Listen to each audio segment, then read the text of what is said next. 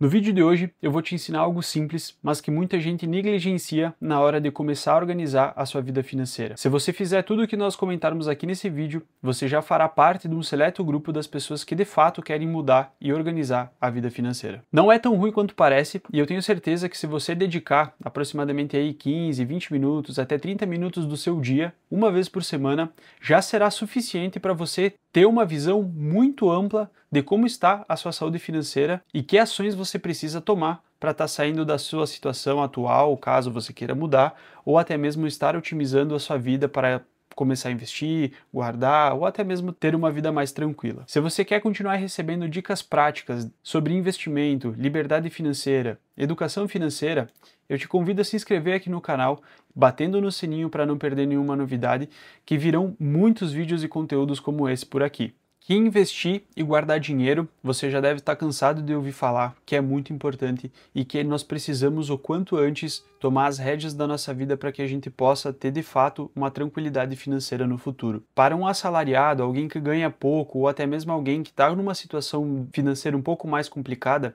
é extremamente difícil sair dessa situação e começar a investir sem resgatar basicamente tudo aquilo que investiu para estar pagando as despesas sem que você tenha um roteiro, um mapa, algo a seguir e visualizar em que situação você vive hoje. O objetivo principal desse vídeo é te ensinar a estar fazendo de forma muito simples um orçamento familiar ou um mapa financeiro ou um roteiro financeiro para que você possa ter visibilidade das suas finanças, seja elas as receitas, as despesas e se programar para estar tomando então ações para resolver essas situações, está saindo de alguma situação de inadimplência ou até mesmo que te auxilie a guardar um valor programado todos os meses. Mas antes de irmos para a prática, eu quero comentar com vocês sobre esse livro, A Psicologia Financeira, que é um divisor de águas na vida de quem lê.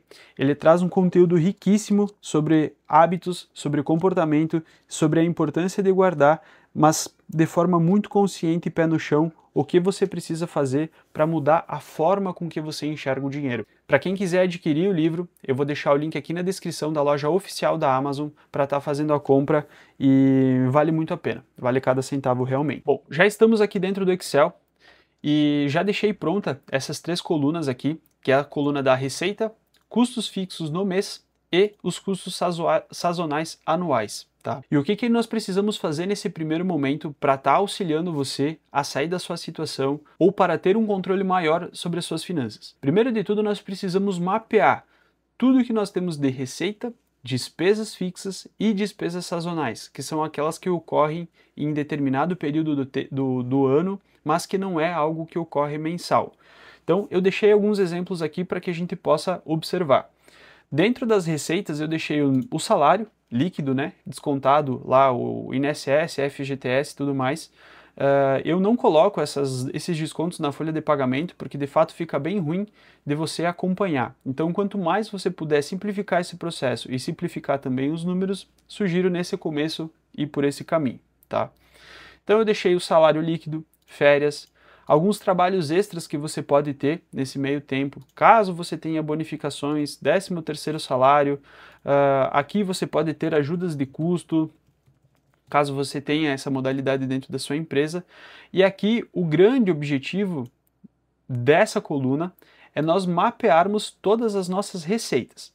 Um ponto muito importante nesse caso é, caso você seja um autônomo e tenha o seu salário de forma variável, tire um extrato da sua conta, caso você gire ali basicamente na sua conta corrente, tire um extrato da sua conta e faça uma média dos últimos 3 meses. Nós vamos utilizar como exemplo aqui um salário médio aí de R$3.000, tá?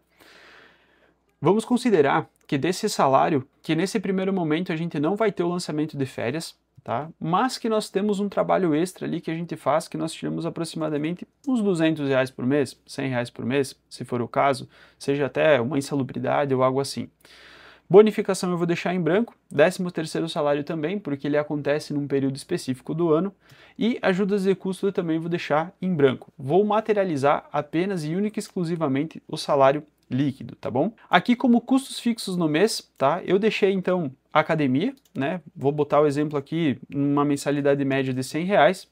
Vou colocar uma alimentação média aqui de R$500, tá? Um aluguel, para quem paga aluguel aí de R$ 800.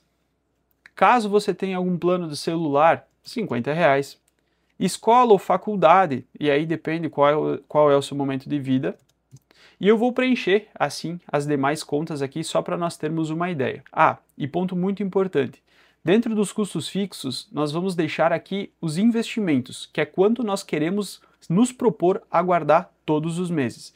Eu vou começar com o valor de R$ 200. Serviços de streaming são aqueles serviços que você tem, Netflix, Spotify, YouTube Premium e etc., que você pode inclusive detalhar. Eu até vou colocar para ficar melhor aqui o exemplo. Eu não sei quanto está a mensalidade da Netflix hoje, eu não utilizo mais, mas eu sei que tem planos aí que ficam mais ou menos, né, numa média de R$ 25 aí todos os meses, tudo bem? Perfeito. Preenchi os meus custos fixos no mês, né? Isso sempre de acordo com o meu extrato, de acordo com as contas que eu tenho e minha programação mensal. Eu vou para os meus custos sazonais. Os custos sazonais, eu coloquei aqui dois exemplos, mas que podem transcender para muitos outros. Mas um custo sazonal que é muito fácil das pessoas entenderem é o IPVA, IPTU, né? Algum outro tipo de imposto que você paga ali num período determinado do mês e que mais ou menos regula ali todos os anos o mesmo valor. Né?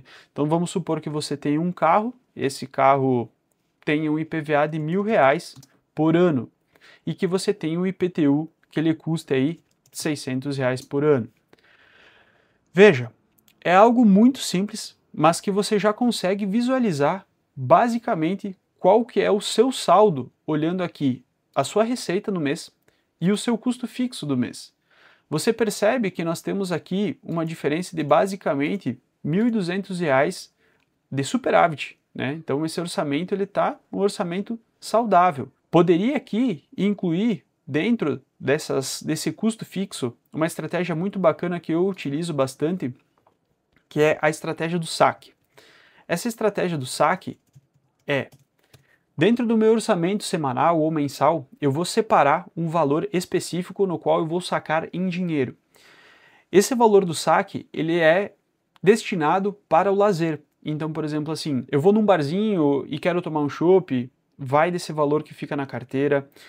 Eu quero comprar alguma coisa no mercado, um chocolate, alguma coisa diferente do que é o normal da minha alimentação, que já está incluso aqui dentro desses R$ 500, por exemplo. Fica tudo dentro desse pacote, digamos assim, do saque.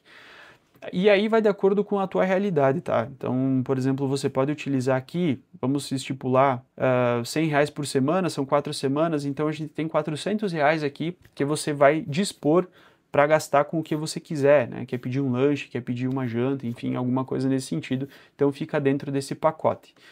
Por que que eu gosto de utilizar a metodologia do saque? Porque no momento que acaba o dinheiro que está na carteira, eu sei que eu cheguei no limite para aquela finalidade. Então eu paro de gastar. É uma estratégia muito bacana que eu utilizo bastante, tá bom? Visto aqui que o meu orçamento ele está com superávit orçamentário, né, tenho sobra de dinheiro todos os meses, eu posso otimizar ainda mais os meus investimentos para atingir o meu objetivo.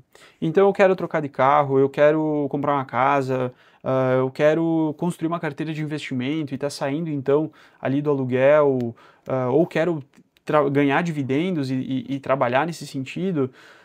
Com isso, você já consegue ter um excelente norte para que lado você vai se atirar, digamos assim, tá? Então saindo da situação atual. Se porventura o teu orçamento ele der negativo, né? Aqui você tenha um gasto muito maior. Se você tem um gasto maior do que o teu orçamento, né? Não se desespere. Somente tendo um mapa financeiro, um orçamento familiar, você conseguirá ter essa visualização, né, conseguir enxergar isso que você está gastando e onde você está gastando com excesso, para que você possa então estar corrigindo esse rumo, essa rota para os próximos meses e tá então deixando, né, tornando esse orçamento superavitário.